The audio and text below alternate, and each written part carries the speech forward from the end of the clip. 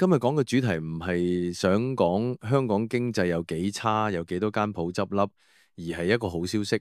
2012年結業嘅大富豪夜總會即將會響6月中重開。行政總裁兼股東李建文先生所講啦，佢哋希望可以響應政府，令香港可以日夜都繽紛。但係重開之後嘅大富豪係唔會有女公關駐場，而係標榜老少咸宜。定位係多功能娛樂場所，甚至歡迎家長幫小朋友喺嗰度舉行生日會。如果係真係咁呢，成件事就非常之奇怪。因為如果用翻原名嘅原址重開呢，相信都係想食翻個名同埋賣情懷去得嘅。大家都係想見識下以前紙醉金迷嘅香港係點嘅樣。但係你竟然同人講個場係老少咸宜，冇女公關。唔通去體驗嘅人係想去飲杯嘢打下卡就算。不過大富豪之後重開嘅呢一個定位呢，好有可能係佢哋響傳媒面前講嘅說法。如果一開始就講到好紙醉金迷啊，有女公關啦，以香港今時今日越嚟越保守嘅社會氣氛呢，好肯定好多人衝出嚟啦。與其聽佢講乜嘢，不如睇下佢做緊啲咩嘢，實際啲。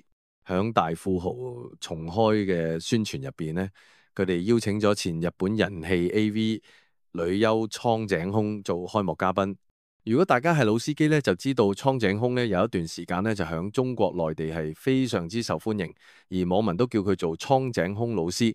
如果佢哋定位真係老少咸宜嘅話，應該唔會有咁嘅安排。我諗畫公仔唔使畫出腸，大家明事理嘅都知，佢哋係只係唔可以講得太白。回應翻佢哋希望呢，響應幫香港做到日夜繽紛啦，可能係講緊佢哋負責日頭嗰部分啦，所以先冇女公關啦。至於夜繽紛呢，就交俾尖東其他私人會所。行一轉尖東呢，都會見到好多妙齡少女。至於佢哋係響嗰度做乜嘢呢？相信都唔使多講。更何況而家一街都係閉路電視，個個手機都可以拍到高清片去一個咁多人嘅場玩。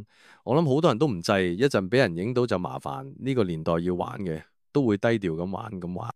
另一樣有趣嘅事情呢，佢哋今次會提供唔同嘅 VIP 會籍，最高級會籍都要購買50萬港紙嘅 Boss Token 先有。